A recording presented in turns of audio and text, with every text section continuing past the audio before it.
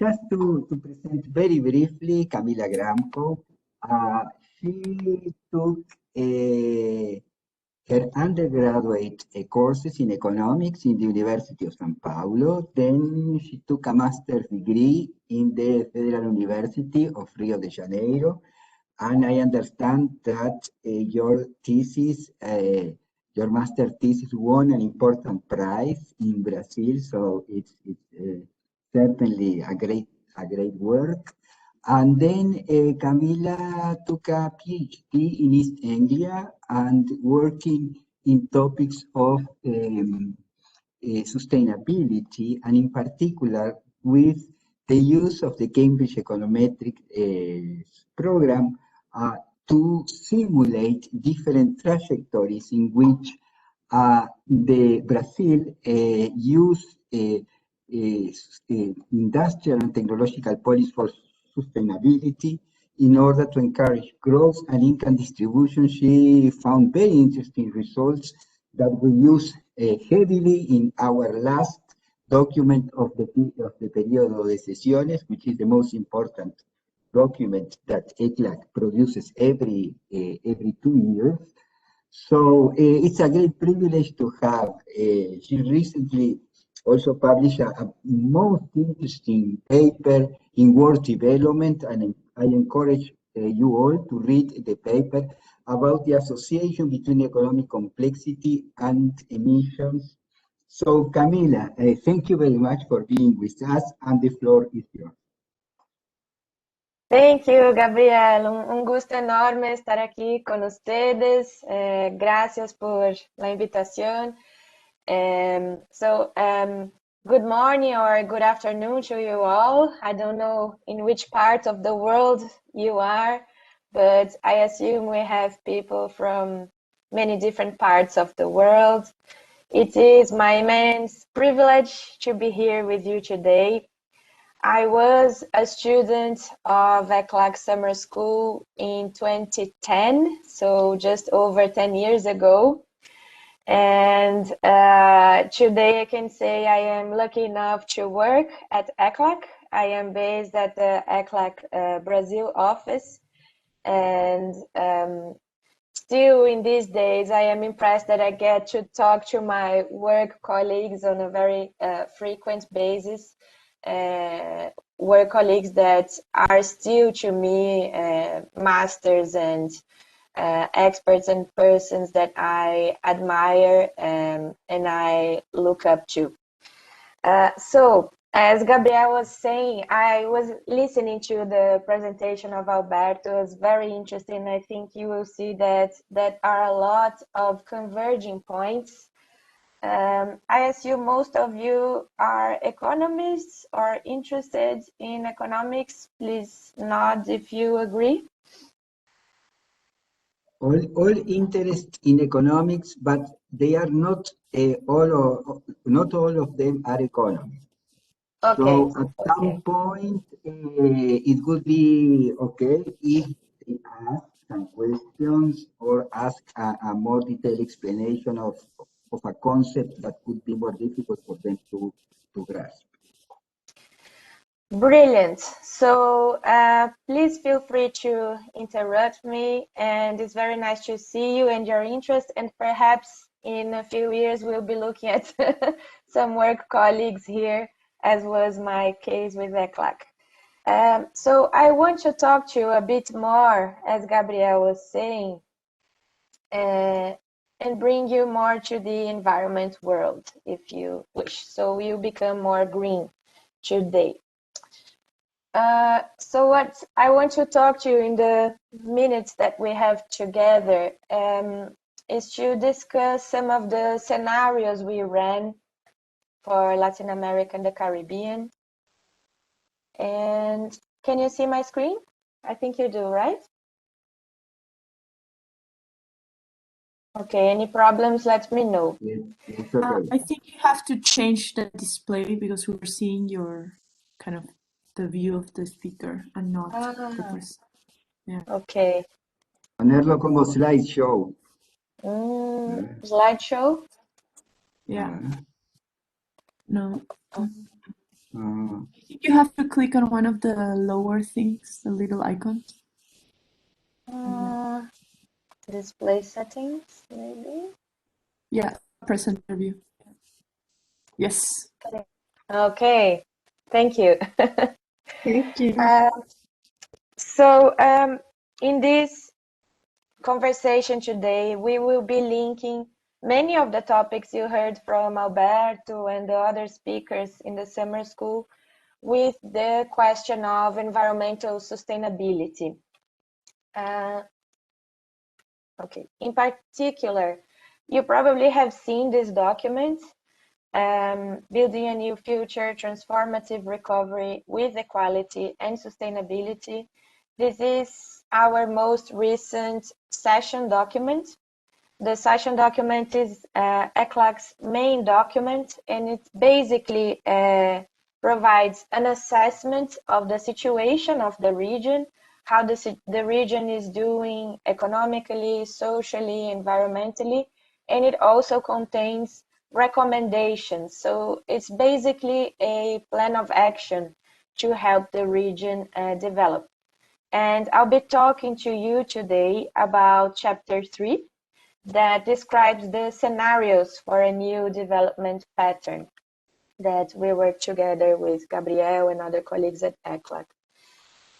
So the main message of the document is that we understand that the region is currently in a moment in which it needs a transformative recovery.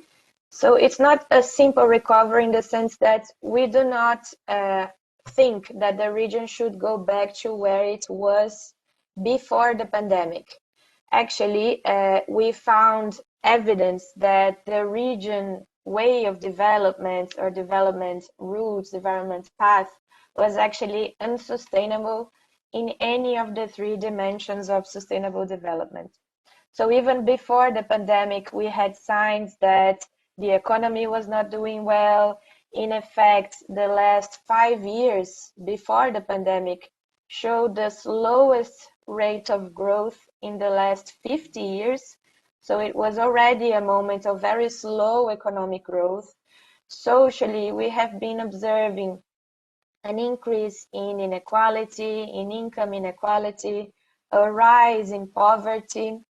And environmentally, of course, the region has been becoming more and more intensive in the use of fossil fuel, in contamination, in deforestation.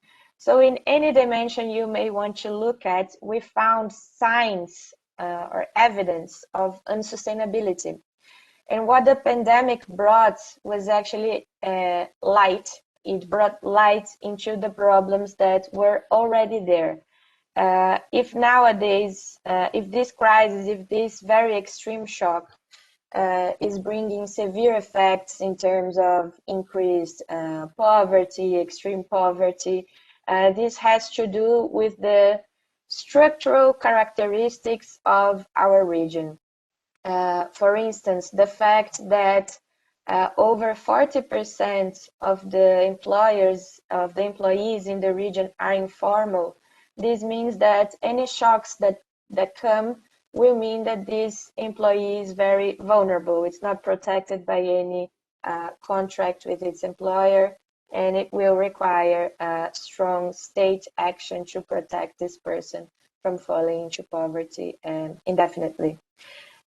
So the departure point of the transformative recovery is the diagnostic or the perception, the view, the evidence that the current or the trajectory of developments that existed before the pandemic was not sustainable by any criteria you may choose. And it's also based on the evidence that inaction tends to aggravate development gaps. The presentation by Alberto made very clear the problems of external vulnerability, of external restrictions to growth. But if we also think about climate change, for instance, it is a crisis that aggravates the other crises that the region has. You probably have heard by now the name of Raul Prebisch. He was perhaps one of the most prominent Latin American economists. He was one of the founder of ECLAC and of ECLAC's thinking and of structuralism in economics. And he has this very interesting paper in the 1980s, so a very long time ago, and it was even a time at which there was not as much evidence as we have today. And he argued in this paper that the environmental crisis is a crisis that aggravates the structural divides, the structural gaps that the region already has. Let me give you two examples of how inaction relating to climate change aggravates development gaps in the region. One of the most hardest hit sectors by climate change, by global warming, will be the primary sector and natural resource intensive sectors. As you have heard, and you see lots of evidence about this in the summer school, the region is very heavily dependent upon these sectors. And the fact that these sectors are more vulnerable, and this is quite intuitive to understand, agricultural production is very dependent on sunlight, on wind, on water availability, and these are all factors directly affected by climate change. So this will have an impact, an even greater impact on poverty. The regions that will suffer most are already the regions that are less prepared and have less socioeconomic conditions to adapt to this situation. For instance, the Brazilian Northeast is a region that is very dry and concentrates many of the poor who are in a situation of poverty in the country. And this region will become even more arid, even more dry. And this, in the more intense scenarios of inaction, this region might even become in a situation of strong migration, food insecurity, and other dangerous socioeconomic situations. So we'll definitely have an impact on the social dimension, but also on the economic. If we think that the region is very dependent on its exports of natural resources, of primary resources, on manufacturers that are intensive in natural resources, this means that the region's exports will become even more vulnerable. So in addition to the shocks, external restriction, the volatility of exchange rates, the volatility of external markets, of commodity prices, in addition to all of these structural problems that the specialization in these sectors has, there is now an additional vulnerability related to climate change that can cause dramatic drops in outputs, volatility in shocks, and can create very serious external restriction to growth. So that's the second important point. Inaction does not mean that everything will remain as it is. In fact, inaction means that the situation tends to be more aggravated in the future. And the main point that we are looking at, so we are basically talking about what the situation is and what it can become if we do nothing. So what can we do about it? And the way we have been looking at what we can do is looking into investments. Investments are the key to trigger change. If we talk about structural change, we need to talk about investments.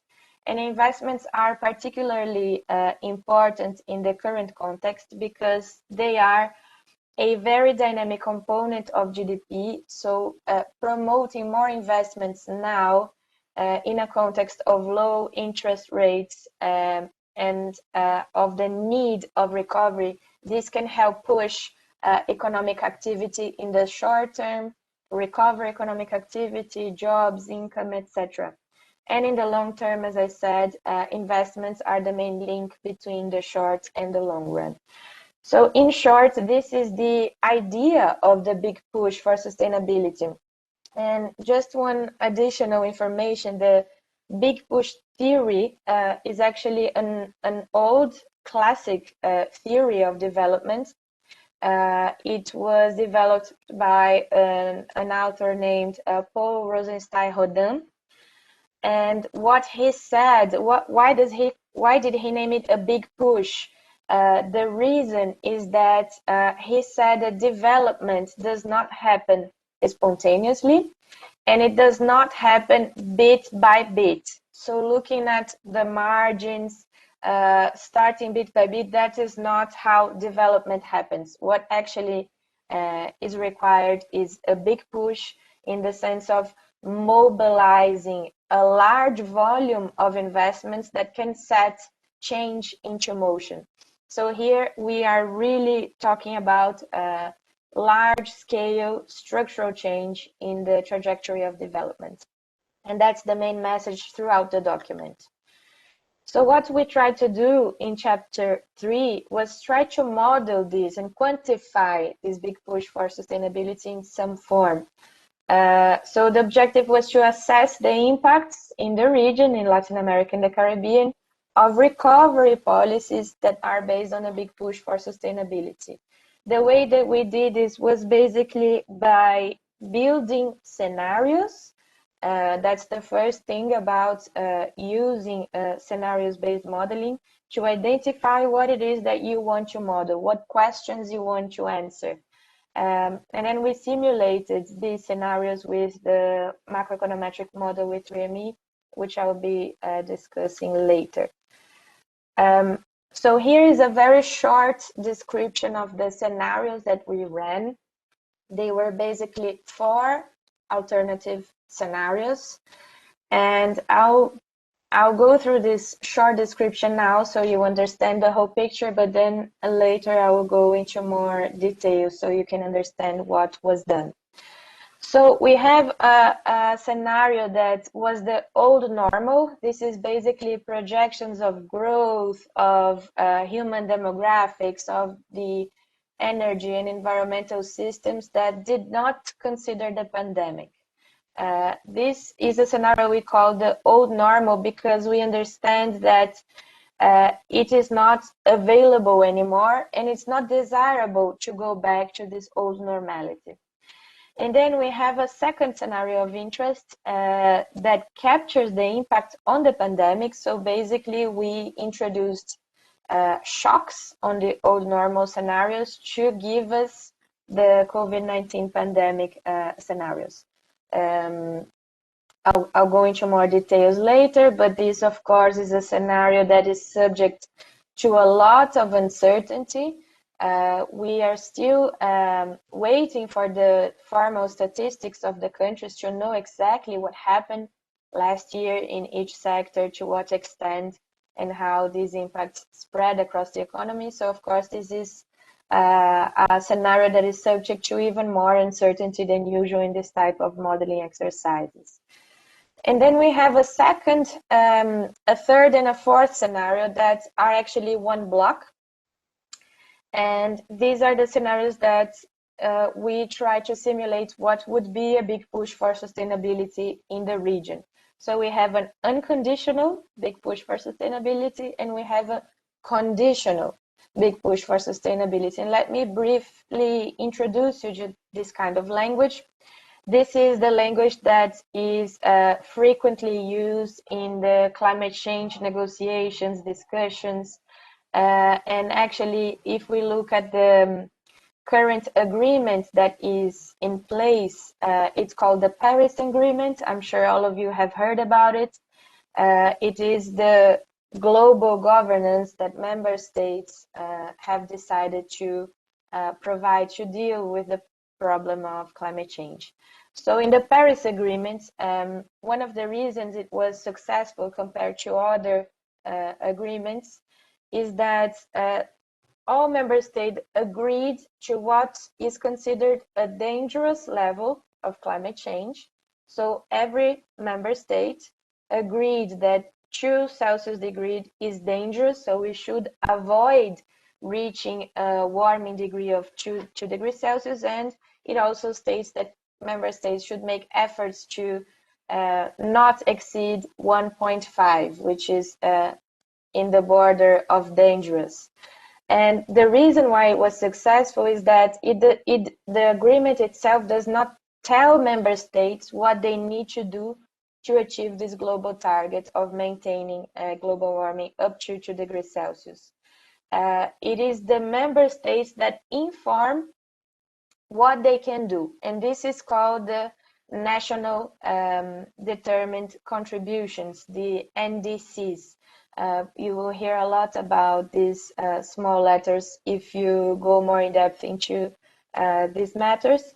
So in each country's NDC, the country says what they can do in terms of their national capabilities, competences, financial resources, level of development. There is a series of aspects that can be taken into consideration. And in their NDCs, they signal what is their unconditional target. So this means what action the country will take regardless of what the rest of the world will do. And there is a conditional target. The conditional target is a more ambitious target that is conditional. It depends on what the rest of the world will do. In general, the conditional target depends on other countries making more ambitious commitments, and in the case of developing countries, it's usually conditional on developing countries having access to financial resources and to technology transfer. So these two scenarios, they represent the unconditional big push for sustainability, which is a less ambitious scenario in terms of emission reductions. And then we have a conditional one, which depends on a more coordinated effort globally. And it's also the more ambitious scenario in the sense that it means that more greenhouse gas emissions will be reduced. So these are the four scenarios that we designed, and we use different policies to simulate these two big push for sustainability scenarios. So the way that emissions can be reduced vary a lot. There are different sectors in which emissions can be reduced. You can reduce deforestation, you can invest in renewable energy, you can invest in energy efficiency, you can use alternative fuel in transportation. There are very diverse ways of reducing greenhouse gas emissions, and even more, there are diverse ways through which the government or the states can promote or help this mitigation of greenhouse gas emissions. So very briefly, these six instruments are the ones that we chose to model, given that they were more attuned, they were more aligned to the region's NDCs, and also they could provide more interesting results in terms of socioeconomic outcomes. But there are very different instruments and sectors that could be modeled in this type of exercise. So the first instrument we modeled were fiscal incentives for non-conventional renewable energy. This is basically all renewable energy except large hydro power plants. So this means wind, solar, sea, geothermal, and many other renewable energy. And hydropower was not included given the social impacts that these kinds of plants have been having in the region. The region has almost exhausted its potential, and in a nutshell, what is left of the potential for large power plants is located in socially vulnerable areas such as indigenous territories. The other instrument we used was mandatory fuel blend. This is an instrument that the region already has, and it's basically an instrument through which regulation states how much of the fuel used in vehicles, in buses, in cars should be biofuels. So we basically increased this regulation. We increased the participation of biofuels in the mandatory fuel blends that the region already has. Another instrument we used was a low emissions vehicle mandate. This is an instrument that became very popular after we published the document, actually. In the European Union, there are now explicit prohibitions for sales of high emission vehicles after 2030, 2050, depends on the country. And in the United States, there are also similar regulations. So this is basically telling the automobile industry that they will be not allowed to sell high emissions vehicle in the future. And what this translates in practical terms is that these industries will make more effort to develop, to sell, to make more attractive electric and hybrid vehicles. The other instrument that we simulated were investments in reforestation. This is a very important sector for the conditional scenario. In many of the regions NDCs, the nationally determined contributions, the countries have stated that they will invest more in reforestation, in recovering natural capital, if they receive help from abroad, if they receive financial resources to do so. And this is a very important way of reducing emissions and of carbon capture and storage. This is something you will hear a lot about in the future because it's an increasingly important technology. And the way this works in very simple terms is that once you reforest a degraded area, the carbon that is captured in the roots, in the tree itself, it stays there. So it's not released into the atmosphere anymore. So it's an important sink, it's an important form of doing carbon capture and storage. So it's not, the most important point here is that investments in this area, they're actually carbon negative because they capture the carbon from the atmosphere and it remains there in the forests. And we also simulated, one of the key ways we simulated the creation of fiscal space. I mean, how are the governments going to finance the incentives and all their climate action? One of the ways is through international support, as I just mentioned, and the other way is to phase out fossil fuel subsidies. The region has significant fossil fuel subsidies, and what we did is that we simulated a progressive removal of the subsidies. It would not be from night to day. It would be a progressive process that will allow more time for investments to mature so that there are alternatives available to people. So with the resources that are released from fossil fuel subsidies, you can finance other green investments, and you can also finance a health fund. This is also something that was of interest in this exercise in the present moment of the pandemic, of course, and of course, considering that the region has a lot of health deficits. Let me look at the time. I'm not sure I'm going to go into much detail about these scenarios. I think you have the big picture now.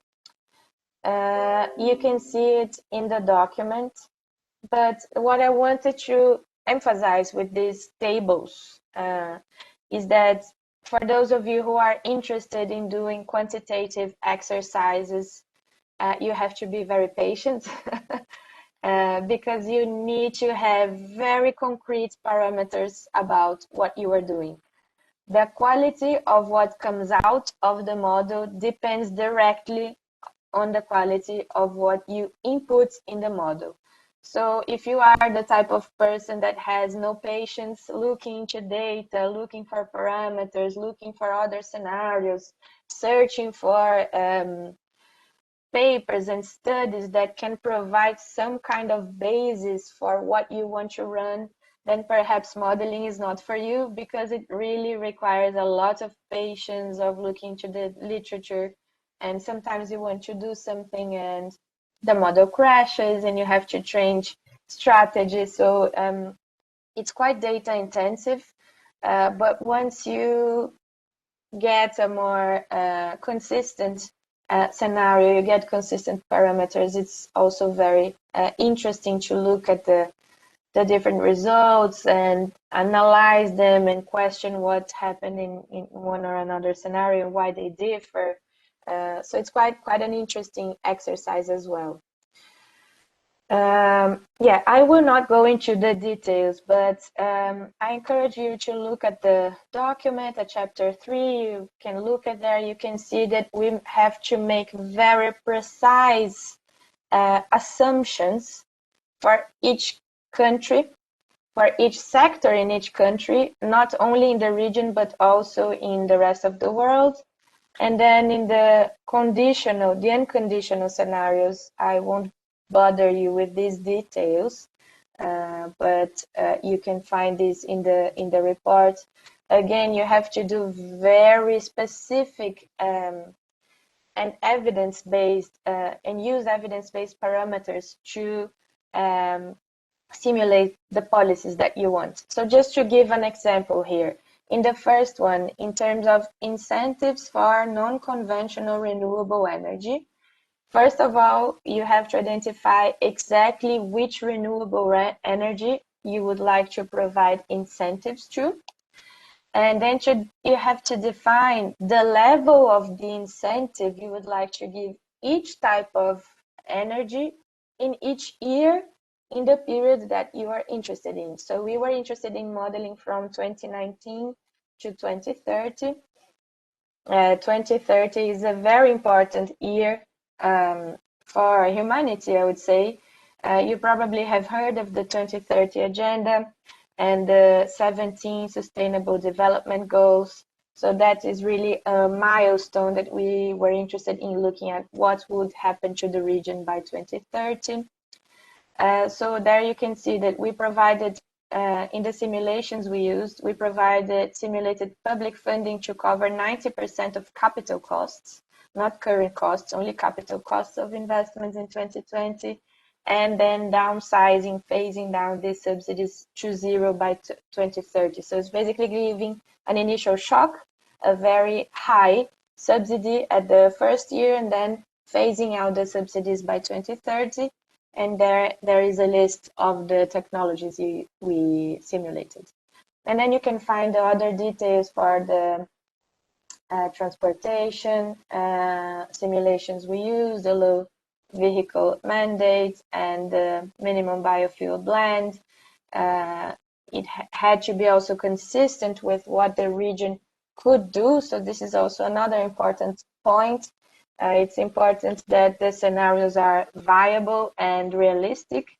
Even though we are talking about structural change, it's important that the readers and the stakeholders relate to what we are simulating.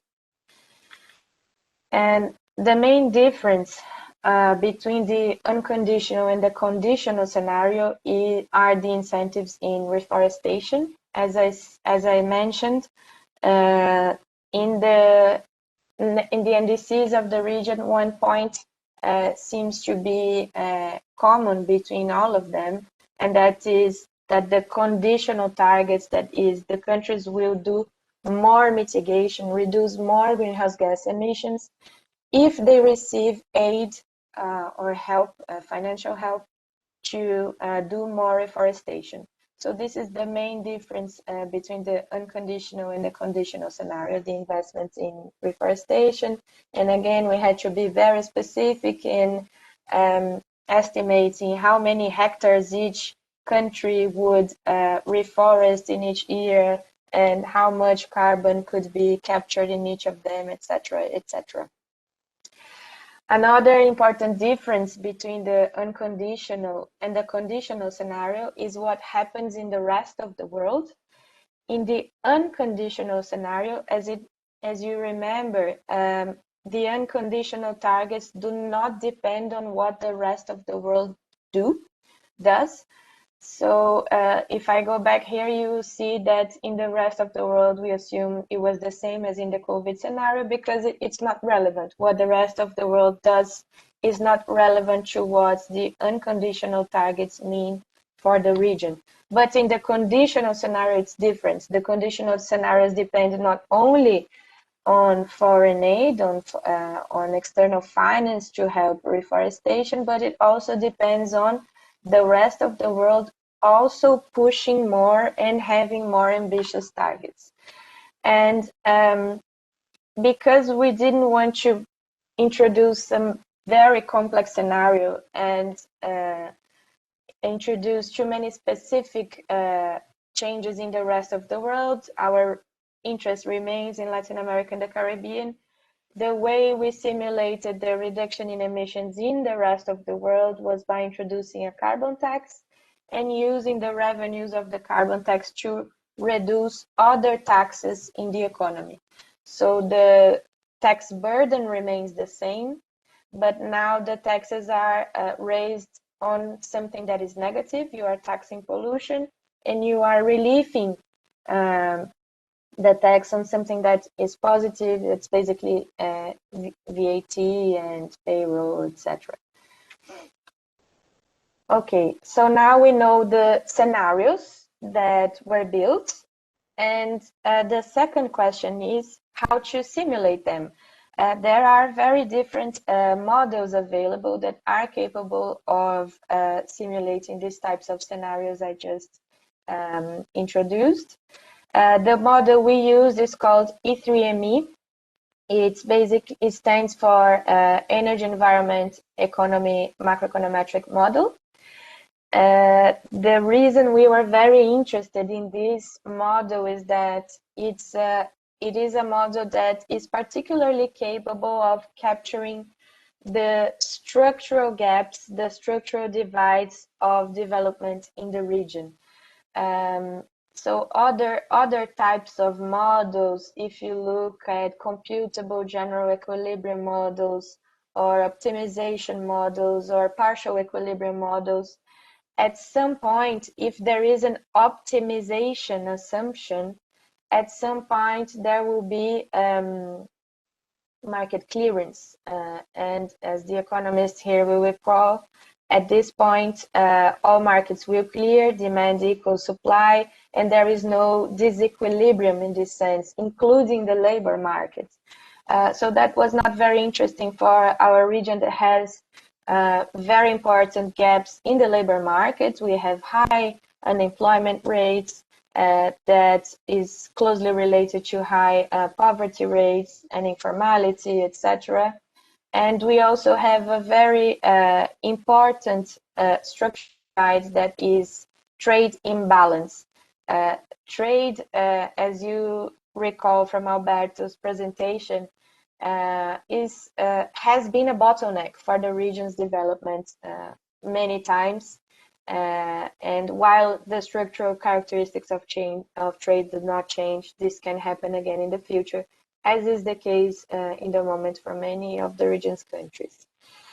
So E3ME is a hybrid macroeconometric simulation model. It is hybrid in the sense that the flows in the model, they are economic flows, so you can follow the money, literally.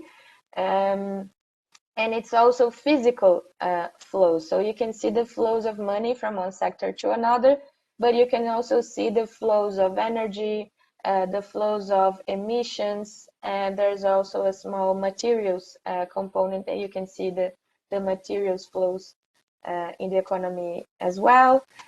This type of model, they tend to be very old. E3ME in particular is the latest in a succession of models since the 1960s. And the reason I'm highlighting this is that these models are very, very much based on learning by doing and on cumulative learning.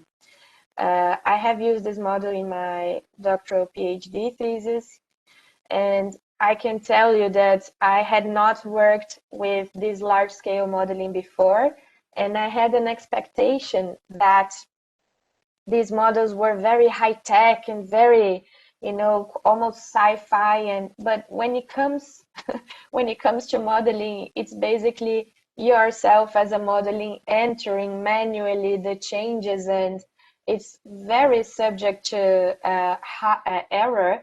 If you put one comma in the wrong place, everything will go up in the air. So in the end, it's very artisanal in this sense, because it depends a lot still on the human factor. It's a model that is led by demand and constrained by supply. So as a post-Keynesian model, demand has the most proactive role in the economy. What happens with the demand explains the economic performance. The econometric method used is a system of stochastic equation using a co-integration and error correction model, and is a model that is owned, the copyright is owned by Cambridge Econometrics. We have a cooperation agreement with Cambridge Econometrics to allow us to extend the model for Latin American countries and do all these simulations. A bit more about this model, and spoiler alert, I won't be able to explain to you everything about this model in such a short time, but I'm happy to share with you more information for those of you who are more interested in the methodology and how these kind of large-scale models work. But just to give you more information on the model covers the world, so the global economy. It is divided in 61 regions. Some of the model's regions are countries. For example, we have a region for Brazil, a region for Argentina, a region for Colombia. But then we also have one region that includes rest of Latin American countries, for instance. So in this region, all of the other countries are aggregated. It is composed by three main modules. One is the macro module, or the socioeconomic module, that is subdivided by three economic sectors for Latin American countries. Then we have the energy module that shows energy users, energy producers, and the relation between them. And we also have the environment module that provides data on how much emissions are produced in each sector, and if there are any ways of pricing or taxing these emissions, then this module will feed back to the economy and the energy module as well. These modules are highly interconnected, which is why we call this type of modeling non-linear. Sometimes you can introduce a shock in one of the modules and you expect the results to come in one direction, but it comes the other way around. And this can happen because the relations are non-linear. It's not predetermined what will happen. The results will depend on the elasticities, on the behavior of the parameters, on the restrictions you impose on the model, and many other aspects. And this happens basically because of the feedback loops. I'll give an example later on how the variables relate. It is an empirical model, so it is based on history. This is another advantage. It is not a theoretical abstract model that has no resemblance in reality. It is pretty much based on evidence, and of course the quality of the model depends on the quality of the data that is used in the econometric estimation. And of course it is consistent with national accounting and other accounting standards internationally. I am aware of the time, but I just wanted to give you a brief overview of how the model works in its, or at least the economy module. I promise I'll try to be as brief as I can, but since the topic of today is modeling, I think it might be useful for you to see an example on how the same variable can affect different modules in one model. So as I mentioned, E3ME is a demand-led model. So total demand is at the center there. You can see that everything starts and ends in the demand. It is supply constrained, so there are some constraints imposed by supply, but the dynamics in the economy, the interesting bits, I would say, they happen in the demand side. So here you can see the feedback loops. Let me start with the investment loop, which is the pink arrows here. So if there is an increase in demand, this will require an increase in output. And the increase in output will require further investments. It will not only require more production capabilities, but it will also increase the future demand expectations, and investments in their turn impact total demand. So here you have a total, the investment loop. The way this is controlled, or when does the loop end, this is defined empirically by the elasticities that will define the multipliers, and it will also impact prices. So prices will also become more expensive when there is an increase in demand. So prices also work as a way to hold the loop. The income loop is the blue arrow here. So when there's an increase in total demand, this will reflect in an increase in output. An increase in output will require more workers to produce that output. If you have more workers or the same workers but doing extra hours, you will have more income flowing in the economy. If there is more income flowing in the economy, households will spend more, and this will increase demand again. So here you have the income loop. It has the same mechanisms to stop as in the investment loop. So you have the price mechanisms, but there are also some restrictions, for instance, in terms of labor supply. Employment can only increase up to some point. And then we have the yellow arrows here. These are the, and you can see that they extrapolate the region. So this happen also outside the region. And it's also an advantage of having a global model through which you can capture these external impacts. So if there is an increase in demand, starting again with demand, this will lead to an increase in imports, be it for consumption, be it for capital goods for production. This will mean that other countries are exporting more, and their own economic activities will increase, and this can translate into more exports from the country in which the additional demand started. So again, the intensity of the effect in each of the loops will depend on historical parameters and on the non-linear impacts that relate to price, to wages, and the relation between supply restrictions. The component that you see hanging there, government spending, is exogenous in this model. You can change it, but it's up to you as a modeler to define whether government will be spending more or less. So this is an example, and this is happening for each of the sector in each of the country of the model simultaneously. So you can see that the different loops will happen, and this will have diverse impacts for each sector in each country and in the total of the global economy.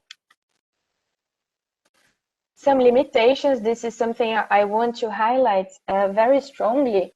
And if you do move on and choose to work with quantitative data, or if you are a user of quantitative evidence, it is very, very important for you to be aware of the limitations. No model is perfect. There is absolutely no one single model that will capture everything that is relevant. So the choice of the model is vital for the model user and the user of the results to understand if that model is relevant for the questions that you want to answer.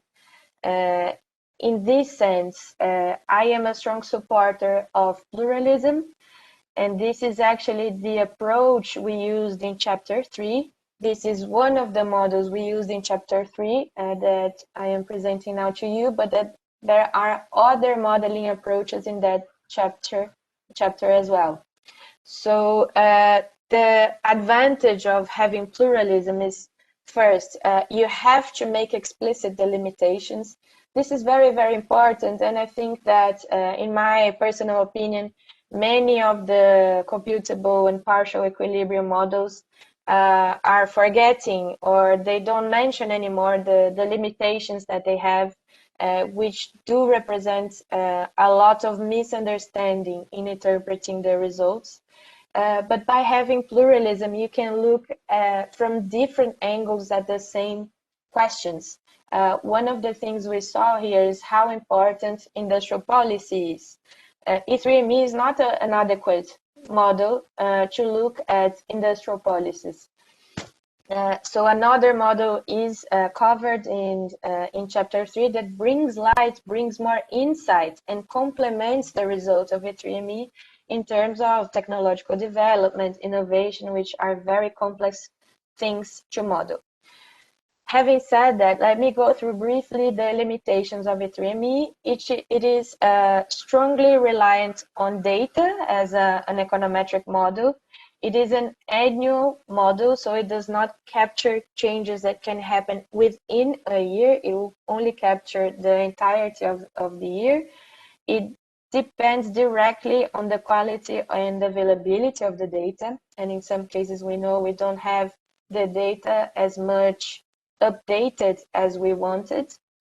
It is an econometric model, so it's empirical. It looks at historical information. This means it can be hard to capture structural change, and it's also based on historical relationships, which can tell you little about the future. Sometimes when you introduce a policy or you would like to have behavioral change, this will translate into different elasticities, different parameters that the model does not capture because it's based on the past, on the history. Complexity, it is a complex model, as I was just showing you the different loops and the links and the nonlinearity. And of course, the treatment of financial markets is not well developed in these models and in many other models that only look at the real sector and not at the financial sector. So finally, let's go to the results. I'm sorry to keep you with the methodological details, but hopefully you'll see here an example of what we can do with this kind of models. So first of all, let's start with the GDP projections. What we have here are the results per country, and just to compare, we have the IMF results and ours. At the time, we used our own projections to as a parameter for GDP. So the shocks were introduced to provoke a shift in GDP that was proportional to these numbers. And as you can see, these are very close numbers. The only thing I would highlight is that the recovery that ECLAC projects for 2021 is slower than the IMF, and this has to do with the structural divides and gaps of the region. Let's look now more closely into the impact on GDP. So the drop that we have in the COVID scenario is 9.1%. You can see in the left-hand side graph.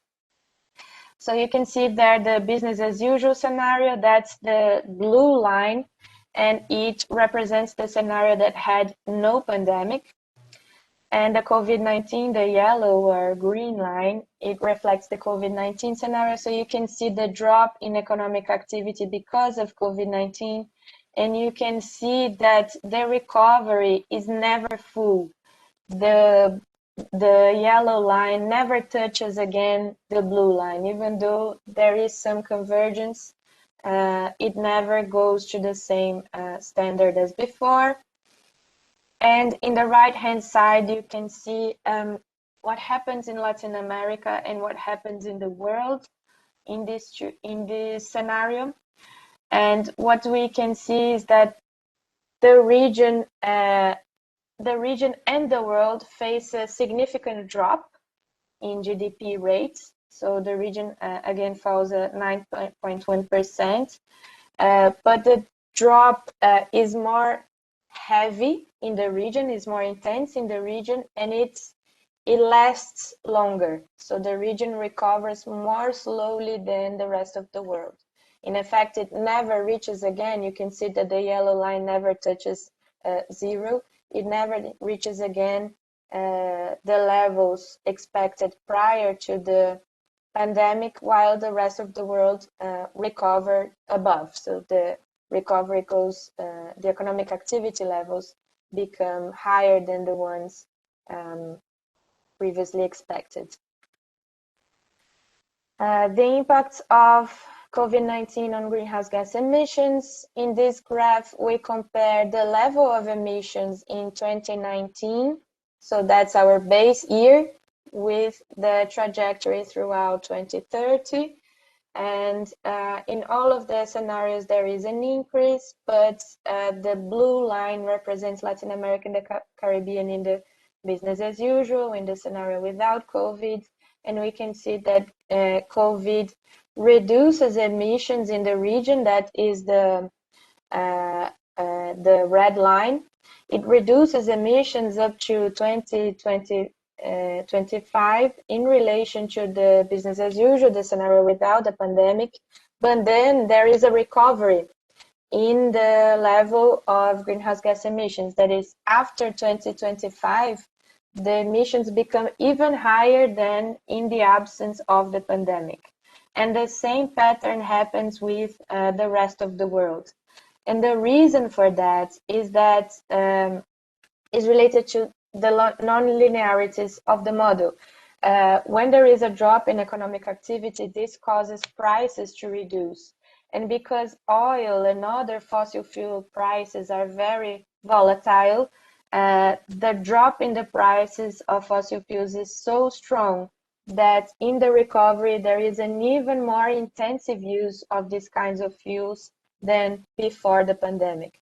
So this brings us a red light. If we do nothing for the environment in recovery policies, there is a strong possibility that the drop in fossil fuel prices can reflect in a more pollution-intensive matrix. So what do we have for our conditional and unconditional scenarios? By construction, the unconditional scenario is the one that has a less ambitious reduction in greenhouse gas emissions. And for the region, for Latin America and the Caribbean, the unconditional NDC, or the unconditional targets the countries have made for themselves in the context of the Paris Agreement, these targets sum to a 13% drop in emissions. So there you can see the yellow line that gives you the unconditional target for 2030. And then we have the conditional scenario, that is the more ambitious scenario. As I was saying at the beginning, you may recall, in the conditional scenarios, the country commits to more ambitious targets. So they, in this case, there is a 10 percentage point additional reduction. And this difference from the 13 to the 23% is due to the reforestation efforts. So here you can see how important reforestation can be in terms of greenhouse gas reductions. For the rest of the world, in the unconditional scenario, there aren't many changes by construction because we didn't introduce changes in the rest of the world in the unconditional scenario. But then for the conditional scenario, you will see that there is a 10% drop in global emissions, which is what is expected in the region's NDCs. One might think that reducing emissions will always imply that there should be less economic activities. But what we show in this chapter is a different story. We actually show in the continuous lines that in both scenarios, both the unconditional and the conditional scenarios, there is an increase in GDP. And in effect, in the conditional scenarios, that is, achieving more ambitious emissions reductions can deliver even higher GDP performance by the end of the decade.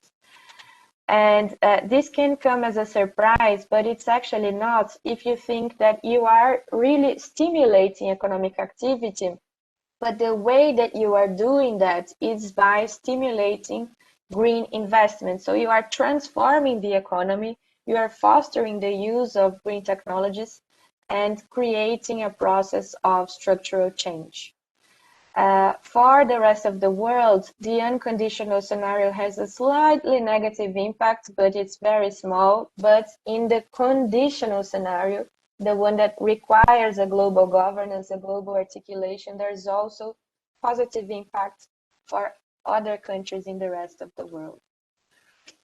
In terms of employment, it's very similar to what happens in the economy. Both variables are very strongly connected. There is also positive impact on employment. I won't spend too much time on this. But to summarize the main results of this exercise, so both the unconditional and the conditional scenarios, they can provide a positive impact on GDP, but the more intensive or the more positive result for the economy, for the recovery, is the conditional scenario. There is positive impact on employment. An interesting result that we observed was the difference of outcomes in terms of inequality. This is an important result and makes the case for global coordination, because if there is no global coordination and each country pursues individually their unconditional NDCs, this can increase inequality. But if there is a global coordination, then the region can benefit in terms of reducing income inequality as well. Another important result for the region, thinking about the region's structural divides, is the improvement of the trade balance. Trade, as you saw in Alberto's presentation and probably in other speakers as well, is a very important driver of long-term economic performance in the region. And we showed that in these scenarios, these types of policies, they can lead to a significant improvement in the trade balance. And you can achieve all of these positive results while achieving the NDC's targets, that is, while achieving the 13% unconditional targets and the 23% conditional target. Some main conclusions to end and coming to the end of this presentation. So the policies designed to help Latin American and Caribbean countries to recover the impacts of the pandemic by using big push for sustainability policies, they have a positive impact on jobs and GDP growth, while at the same time reducing greenhouse gas emissions in line with their commitments. A combination of policies and the global environment agreement is really the one that provides the most co-benefits, not only for the environment, but also for the economy, for GDP, for trade, for inequality. Unilaterally applied big push policies, that is the unconditional policies, they tend to increase inequality relative to the business as usual scenario. But this effect disappears when there is global coordination. Without this cooperation, social transfer policies are even more important to avert an increase in inequality. And finally, under the business as usual scenario, there is a trade deficit that deepens in the region, and this lowers the region's structural competitiveness. But this trend weakens as I was presenting to you in the earlier graph. There is an improvement in the trade performance, but it does not revert completely the trend of trade deficits. And this is another sign or another red light that plurality of modeling techniques are required, because in this case it's really clear that industrial and technology policies are fundamental to revert or to structurally transform the trade characteristics. So I will stop myself here, and I'm happy to take any questions or comments that you have. Thank you very much.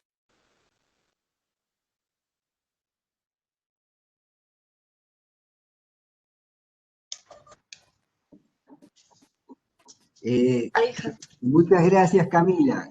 Sigo en español porque ahora súper interesante. Te agradezco mucho. No sé si hay preguntas. Estamos un poco pasados de tiempo. Los muchachos están desde las 10 de la mañana, tal vez un poco cansados. Sí. No sé si tienen coraje todavía para preguntar o ya entregaron los puntos, como decimos en español. I have a question. Why the more ambitious scenario for emission reductions results in more inequality? It's actually the other way around. There is a reduction in inequality in the more ambitious scenario, and the reason for that is twofold. First, it has to do with the investments in reforestation. This is a type of investment that was not present in the unconditional scenario. And this is very important for the poor in our region. There are countries in our region that depend directly on forest materials for their survival, for cooking, for heating, for other purposes. So investments in this sector, in reforestation, they actually reduce the prices of these very basic inputs that these people consume. And on the other hand, the fact that the entire world is investing in green technologies, it means a reduced price of these technologies in the region. So that there is a faster and a stronger absorption of these technologies under a lower cost. So this tends to benefit the more poor social extracts as well. Thank you. Bueno, muchísimas gracias, Camila, y muchas gracias a todos por la atención, por haber estado presentes y acompañando esta larga mañana. Fue una mañana más larga que las otras, pero yo creo que extremadamente productiva y súper enriquecedora. Además, contemplando aspectos de la macroeconomía desde distintos ángulos, distintos aspectos y muy complementarios. Entonces, bueno, feliz con el resultado. Muchas gracias, Camila. Muchas gracias a todos. Y Camila, tendríamos que conversar nosotros un poquitito, pero yo te llamo dentro de 10 minutos porque perdí un archivo, me parece, que tenía que entregar hoy. No te preocupes, Gabriel. En cuanto el pánico haya desaparecido, te llamo por el fin. Muchas gracias a todos. Gracias. Gracias a todos y nos vemos a las 2:30 con el profesor Bota. Que estén Chao, hasta bien. luego.